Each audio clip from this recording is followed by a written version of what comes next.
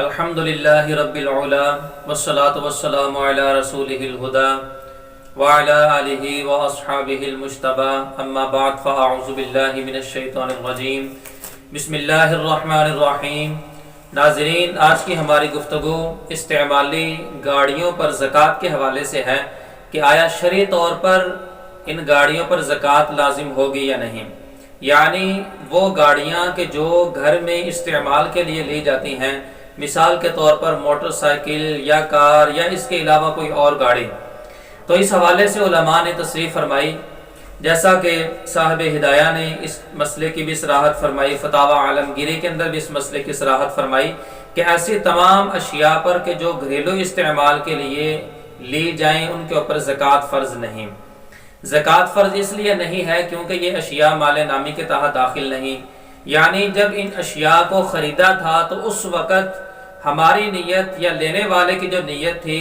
وہ تجارت کی نہیں تھی،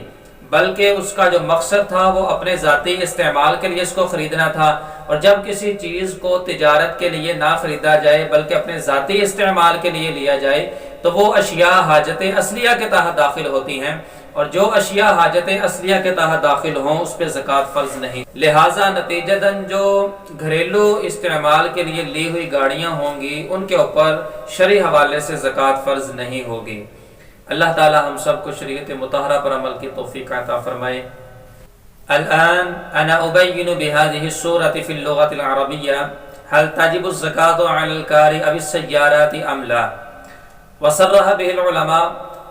لا تجب الزكاة عليه إن كانت في استعماله لأنها تكون من حاجته الأصلية، ولا تجب الزكاة على الأشياء تكون من حاجته الأصلية، وصرح الوجه فيه لأنها ليست مال نام،